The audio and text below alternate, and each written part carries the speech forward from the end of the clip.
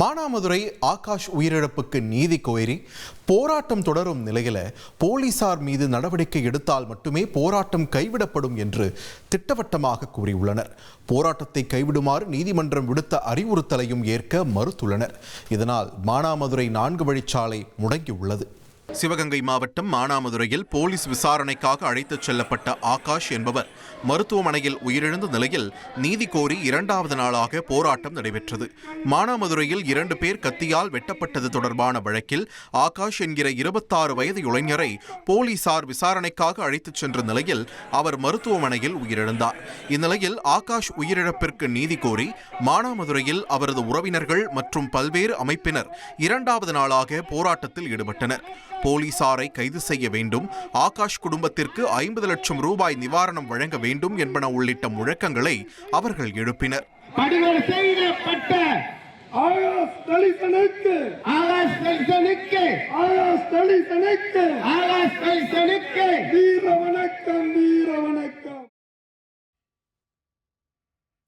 முன்னதாக இளைஞர் ஆகாஷின் குடும்பத்தினர் சாலையில் கதறி அழுதபடியே போராட்டத்தில் ஈடுபட்டனர்.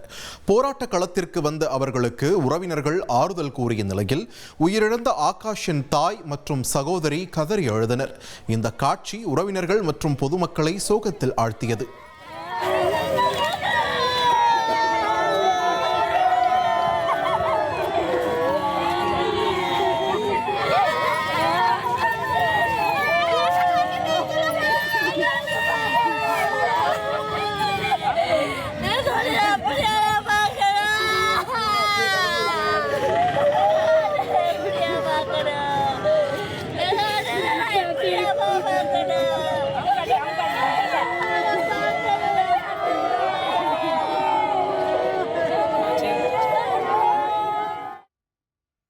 சென்னையில் இரட்டை கொலை சம்பவம் பெரும் அதிர்ச்சியை ஏற்படுத்தியுள்ளது. சென்னை பல்லாவரம் அருகே மர்ம கும்பல் 2வரை வெட்டி கொலை செய்த சம்பவம் பரபரப்பை ஏற்படுத்தியுள்ளது. தாம்பரம் முடிச்சூர் பகுதியைச் சேர்ந்த ஆறுமுகம் என்பவர் சமீபத்தில் சிறையிலிருந்து வெளியே வந்ததாக கூறப்படுகிறது. இந்நிலையில் ஆறுமுகம் மற்றும் சதீஷ் ஆகியோர் திருசூலம் பகுதியில் உள்ள குடிசை வீட்டில் தங்கியிருந்த போது 8க்கும் மேற்பட்டோர் கொண்ட கும்பல் சரமாரியாக வெட்டி கொலை செய்துவிட்டு தப்பி சென்றதாக கூறப்படுகிறது. தகவல் அறிந்து வந்த காவல்துறையினர் உடல்களை கைப்பற்றி குரோம்பேட்டை அரசு மருத்துவமனைக்கு அனுப்பி வைத்தனர். முன்விரோதம் காரணமாக இந்த கொலை நடந்திருக்கலாம் என போலீசார் சந்தேகித்து தீவிர விசாரணை நடத்தி வருகின்றனர். கேரள மாநிலம் எர்ணாகுளம் அருகே சிகரெட் எடுத்துக் கொடுக்க தாமதமானதால் கடை ஊழியரை 3 பேர் கொண்ட கும்பல் கொடூரமாக தாக்கியுள்ளது. கடையில் கூட்டம் அதிகமாக இருந்ததால் சிகரெட் கொடுக்க தாமதமான நிலையில் அந்த கும்பல் கடை ஊழியரை தாக்கியுள்ளனர்.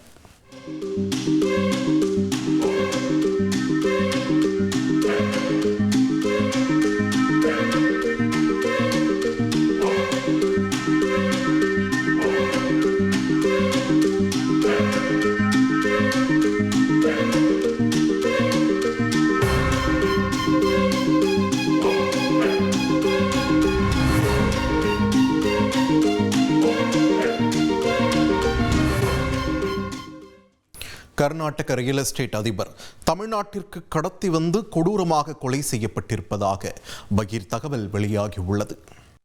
ஓசூர் அருகே கர்நாடகா ரியல் எஸ்டேட் அதிபர் கடத்தி கொலை செய்யப்பட்ட சம்பவம் அதிர்ச்சியை ஏற்படுத்தியுள்ளது. கிருஷ்ணகிரி மாவட்டம் ஓசூர் அருகே கிரியனப்பள்ளியில் 40 வயது மதிக்கத்தக்க ஆண் சடலம் கிடப்பதாக போலீசாருக்கு பொதுமக்கள் தகவல் தெரிவித்துள்ளனர். இதனையடுத்து தேன்கனிக்கோட்டை போலீசார் உடலை மீட்டு விசாரணை மேற்கொண்டதில் கொல்லப்பட்டவர் கர்நாடக மாநிலம் ஆனைக்கல் பகுதியைச் சேர்ந்த ரியல் எஸ்டேட் அதிபர் கோபி என்பதும் அவரை மர்ம நபர்கள் கடத்தி சென்றதாக புகார் அளிக்கப்பட்டிருந்ததும் தெரியவந்துள்ளது. காரில் நண்பரோடு சென்று கொண்டிருந்த கோபியை மினி வேனில் வந்து மடக்கிய மர்ம நபர்கள் கடத்தி சென்றுள்ளனர். இதுகுறித்து கோபியோடு காரில் சென்ற சதீஷ் தகவல் தெரிவித்த நிலையில் போலீசார் தனிப்படைகள் அமைத்து தேடி வந்துள்ளனர். அப்போதுதான் தமிழக எல்லையில் கோபி சடலமாக கண்டெடுக்கப்பட்டுள்ளார். இதுகுறித்து போலீசார் விசாரணை மேற்கொண்டு வருகின்றனர்.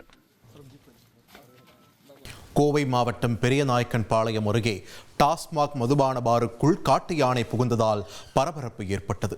கடையில் இருந்த ஊழியர்கள் வெளியே தப்பியோடிய நிலையில் பாருக்குள் மாட்டிக்கொண்ட ஒரு ஊழியர் மேசைக்கு அடியில் பதுங்கி உயிர் தப்பியுள்ளார்.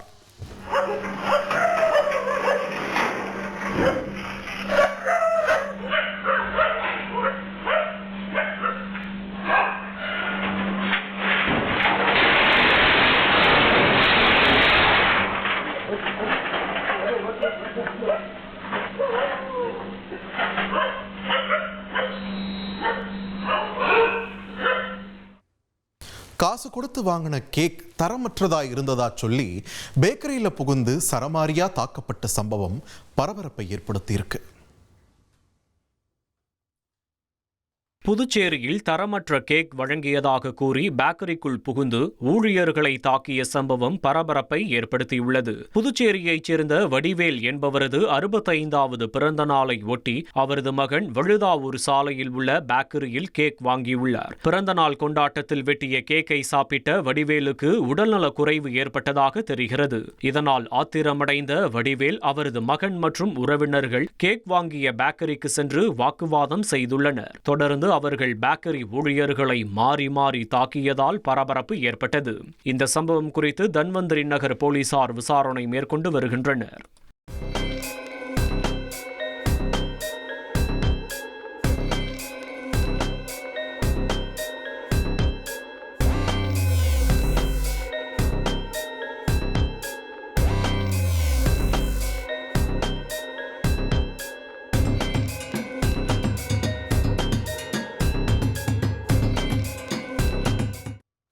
வீட்டுமனை பட்டா வழங்கவில்லை என்றால் தீக்குளிப்போம் என்று திருநங்கைகள் எச்சரிக்கை விடுத்த சம்பவம் அதிர்ச்சியை ஏற்படுத்தியுள்ளது. செங்கல்பட்டு மாவட்ட ஆட்சியர் அலுவலகத்தில் அதிகாரிகளிடம் திருநங்கைகள் வாக்குவாதத்தில் ஈடுபட்டது பரபரப்பை ஏற்படுத்தியது. மக்கள் குறைதீர்ப்பு கூட்டத்தில் பேசிய திருநங்கைகள் தங்களுக்கு இலவச வீட்டுமனை பட்டா வழங்கவில்லை எனவும் கடந்த 2 ஆண்டுகளாக ஆட்சியர் மற்றும் அதிகாரிகளிடம் மனு அளித்தும் நடவடிக்கை இல்லை எனவும் வேதனை தெரிவித்தனர். மேலும் இலவச வீட்டுமனை பட்டா வழங்க உடனடியாக நடவடிக்கை எடுக்கவில்லை என்றால் மாவட்ட ஆட்சியர் அலுவலகம் முன் தீக்குளிப்போம் என எச்சரிக்கை விடுத்துள்ளனர்.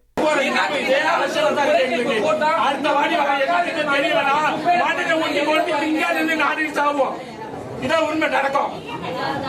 மனசாட்சியோட வேலை செய்யணும். நாங்க டிராமா போடுறோம். எத்தனை டிராமா போடுறது பார்த்தாங்க. கேரளால வடமாநில தொழிலாளர்கள் சரமாரியா ஒருத்தர் தாக்கிக் கொண்ட சம்பவம் பரபரப்பை ஏற்படுத்தியிருக்கு.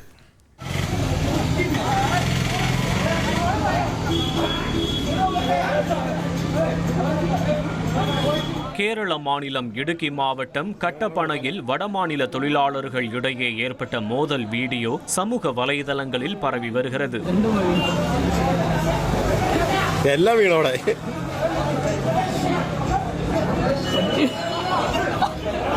கூட்டடி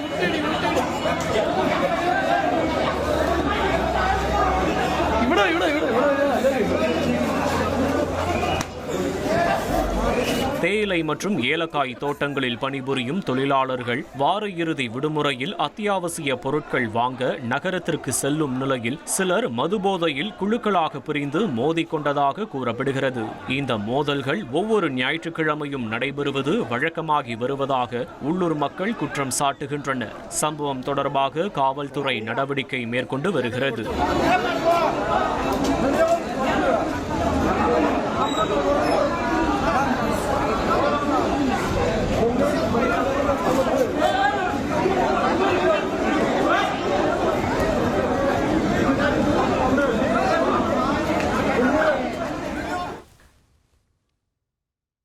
டெல்லியில் அரசு பேருந்து விபத்தை ஏற்படுத்தியதாக கூறி பொதுமக்கள் கொந்தளித்திருக்கின்றனர்.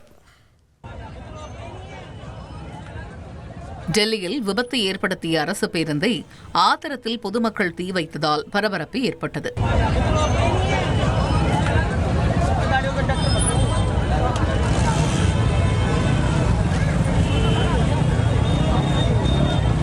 நிஹால் விஹார் பகுதியில் உள்ள நாங்லோய் என்னும் இடத்தில் வாகனங்களில் சென்ற பொதுமக்கள் மீது அரசு பேருந்து மோதி விபத்து ஏற்படுத்தியதாக கூறப்படுகிறது. இதில் இருசக்கர வாகனத்தில் சென்ற இளைஞர் சம்பவ இடத்திலேயே உயிரிழந்த நிலையில் ஆத்திரமடைந்த அப்பகுதியினர் பேருந்துக்கு தீ வைத்த காட்சிகள் தற்பொழுது வெளியாகியுள்ளது. ரயில் வரும்போது ஆபத்தை உணராமல் தண்டவாளத்தை கடக்க நேரிட்டதால ஒரு விபத்து இங்கு ஏற்பட்டிருக்கு. அசாம் மாநிலத்தின் தின்சுகியா பகுதியில் தண்டவாளத்தை கடக்க முயன்ற மினி ட்ரக் மீது வேகமாக வந்த ரயில் மோதி விபத்து ஏற்பட்டது. அவசரமாக ரயில்வே கிராசிங்கை கடக்க முயன்றபோது வாகனம் தண்டவாளத்தின் குறுக்கே சிக்கிக் கொண்டது. அதே நேரத்தில் அந்த பாதையில் வந்த ரயிலை நிறுத்த முடியாததால் மினி ட்ரக் மீது மோதியது. இதில் வாகனம் முழுவதும் சேதமடைந்தாலும் நல்வாய்ப்பாக எந்த உயிர் சேதமும் ஏற்படவில்லை.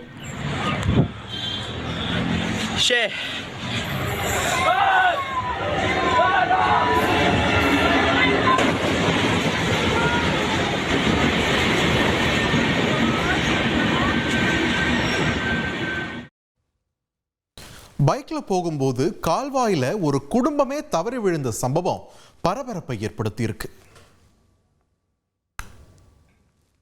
உத்தரப்பிரதேச மாநிலத்தில் பைக்கில் சென்ற குடும்பம் நிலை தடுமாறி துறந்து கிடந்த கழிவுநீர் கால்வாயில் தவறி விழுந்த சம்பவம் அதிர்ச்சியை ஏற்படுத்தியுள்ளது. ஹாப்பூர் பகுதியில் உள்ள பில்குவா எனும் பகுதியில் இந்த சம்பவம் அரங்கேறியுள்ளது. உடனடியாக அருகில் இருந்த சிலர் உதவி செய்து வெளியே மீட்டனர். நல்வாய்ப்பாக பைக்கில் சென்ற பெற்றோர் மற்றும் குழந்தைகள் அனைவரும் சிறு காயங்களுடன் உயிர் தப்பினர்.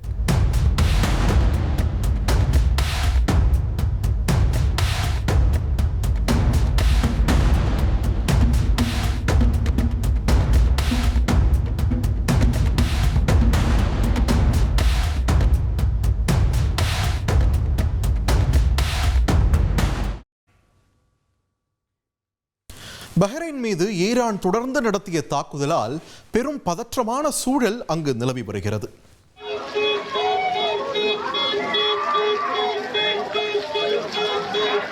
பஹ்ரைனின் சித்ரா பகுதியில் ஈரான் நடத்திய ட்ரோன் தாக்குதலால் கடுமையான சேதம் ஏற்பட்டுள்ளது. இந்த தாக்குதலில் சில கட்டடங்களும் வாகனங்களும் சேதமடைந்ததுடன் சாலைகளில் சிதறிக் கிடந்த காட்சிகளும் வெளியாகியுள்ளன.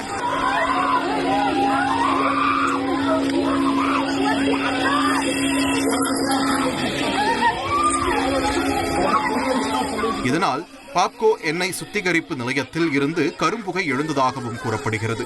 இதில் சிலர் காயமடைந்ததாகவும் பஹ்ரைனின் சுகாதாரத்துறை அமைச்சகம் தெரிவித்துள்ளது.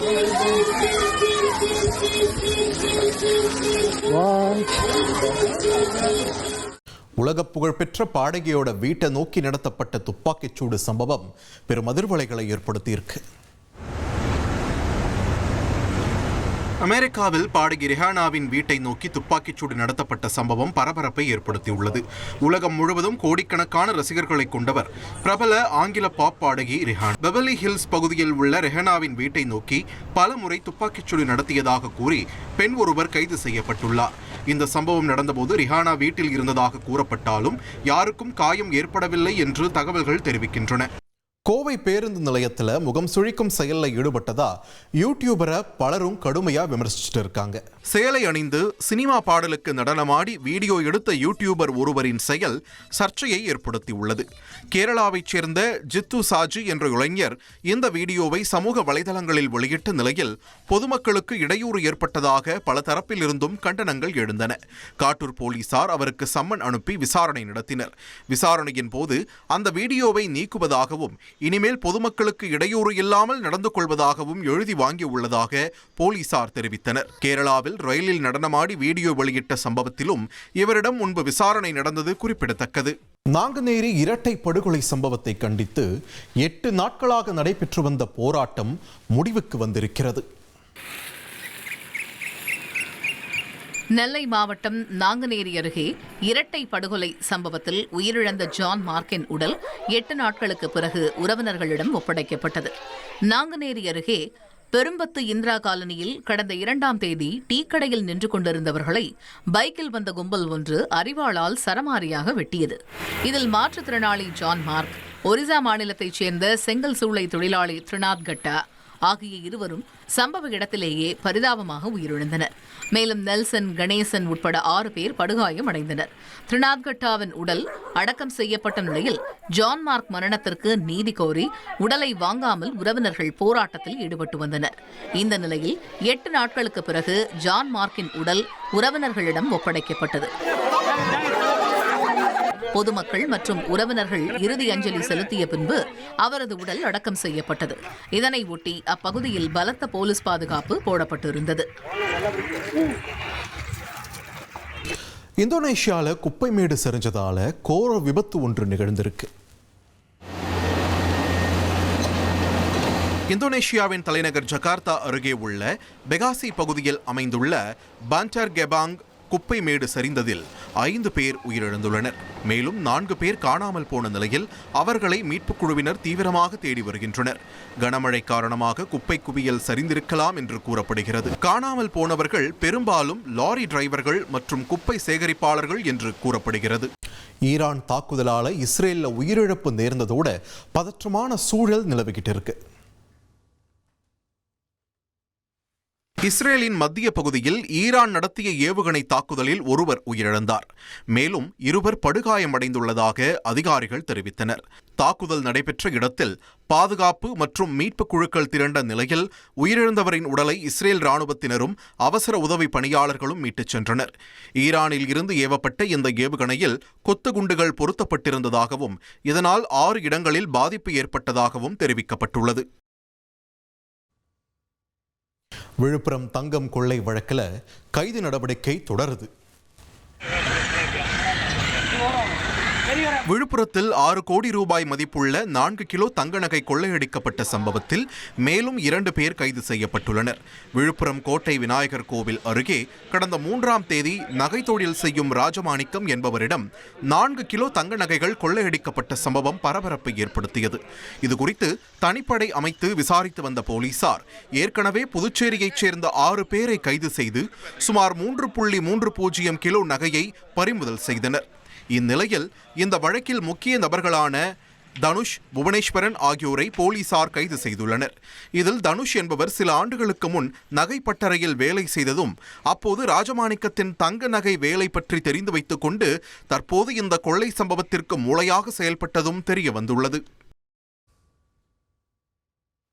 வீட்டில் தனியாக தூங்கிக் கொண்டிருந்த போது ஒரு சிறுவனுக்கு நேர்ந்த சோகம் பதற வச்சிருக்கு. திருவள்ளூர் மாவட்டம் மீஞ்சூர் அருகே மின்கசிவு காரணமாக ஏற்பட்ட தீ விபத்தில் 10ஆம் வகுப்பு மாணவன் உடல் கருகி உயிரிழந்தான். ஊரணம்பேடு கிராமத்தில் குடிசை வீடு திடீரென தீப்பற்றி எரிந்தபோது வீட்டில் தனியாக தூங்கிக் கொண்டிருந்த மாணவன் வெளியே வர முடியாமல் தீயில் சிக்கியதாக கூறப்படுகிறது. அக்கம் பக்கத்தினர் மற்றும் தீயணைப்பு வீரர்கள் தீயை கட்டுப்படுத்தினாலும் மாணவன் பரிதாபமாக உயிரிழந்தான். காவல்துறையினர் சடலத்தை கைப்பற்றி பொன்னேரி அரசு மருத்துவமனைக்கு அனுப்பி வைத்து விசாரணை நடத்தி வருகின்றனர். ராமேஸ்வரத்தில் திடீர்னு கடல் சீற்றமாக காணப்பட்டதால ஏராளமான பக்தர்களுக்கு அதிர்ச்சி ஏற்பட்டது. ராமேஸ்வரம் அக்னி தீர்த்த கடற்கரையில் திடீரென கடல் சீற்றம் ஏற்பட்டதால் புனித நீராட வந்த பக்தர்கள் அச்சமடைந்தனர். காற்றின் வேகம் அதிகரித்து அலைகள் வழக்கத்தை விட உயரமாக எழுந்தன. ஆக்ரோஷமாக காணப்பட்ட கடல் அலைகளால் பக்தர்கள் கடலில் இறங்க தயக்கம் காட்டினர். கடற்கரை பகுதியில் பாதுகாப்பு பணியில் ஈடுபட்ட போலீசார் பக்தர்கள் எச்சரிக்கையுடன் இருக்குமாறு அறிவுறுத்தினர்.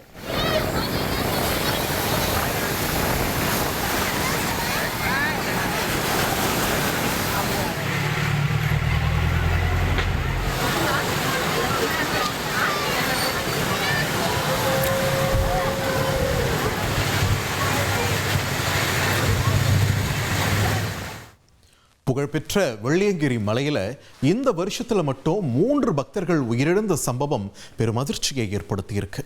கோவை வெள்ளியங்கிரி மலைக்கோவிலுக்கு சென்ற மேலும் ஒரு பக்தர் உயிரிழந்த சம்பவம் சோகத்தை ஏற்படுத்தியுள்ளது. கோவை கெம்பட்டி காலனியை சேர்ந்த ஹரிதாஸ் என்பவர் மலை ஏறிய போது முதல் மலையின் குரங்கு பாலம் அருகே திடீரென மயங்கி விழுந்தார். மீட்புக் குழுவினர் அவரை மீட்டு அடிவாரத்திற்கு கொண்டு வந்த நிலையில் அவர் ஏற்கனவே உயிரிழந்து விட்டதாக மருத்துவர்கள் கூறினர். நடப்பாண்டில் வெள்ளியங்கிரி மலையேற்றத்தின் போது நிகழ்ந்த 3வது உயிரிழப்பு இதுவாகும். இச்சம்பவம் குறித்து வனத்துறையினர் தீவிர விசாரணை மேற்கொண்டு வருகின்றனர்.